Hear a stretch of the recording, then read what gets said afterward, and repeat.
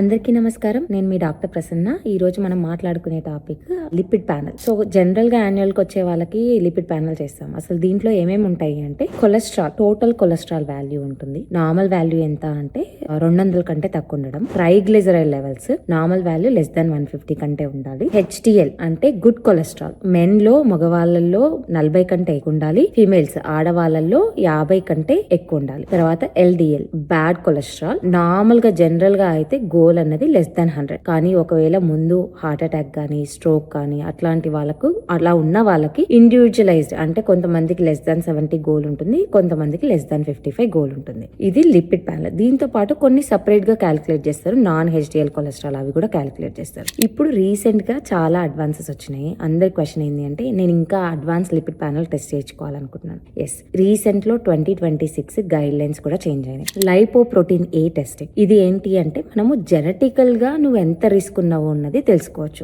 ఒకవేళ నెంబర్స్ 125 కంటే ఎక్కువ ఉంది లైపోప్రోటీన్ A అంటే వాళ్ళకి ఆల్మోస్ట్ 1.4 టైమ్స్ ఇంకా ఎక్కువ రిస్క్ ఉంటది.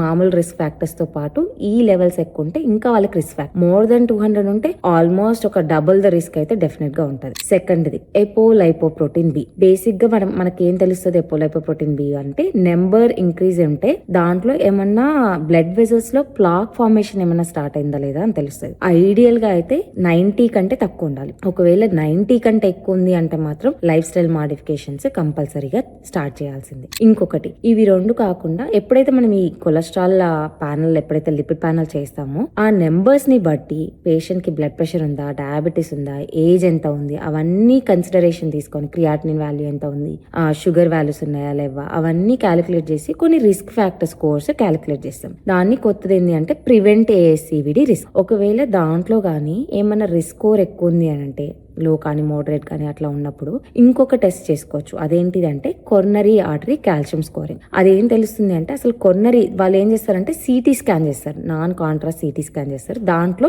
కొర్నరీ బ్లడ్ వెజల్స్ లో ఏమన్నా హార్ట్ ప్లాక్ ఫామ్ అయిందా లేదా అన్న తెలుస్తుంది. ఒకవేళ దాన్ని ప్లాక్ ఉంటే early interventions are very very important. First ఎప్పుడైనా ఈ కొలెస్ట్రాల్ నెంబర్స్ అబ్నార్మల్ గా ఉన్నా, తర్వాత ఏ అబ్నార్మాలిటీ ఈ టెస్ట్లలో ఉన్నా కూడా ఫస్ట్ థింగ్ స్టార్ట్ చేసేది dietary as well as life style modifications. ఇంకా మీకు ఏమైనా క్వశ్చన్స్ ఉంటే డెఫినెట్ గా కామెంట్ సెక్షన్స్ యాడ్ చేయండి. I will make another video. Thank you very much. By.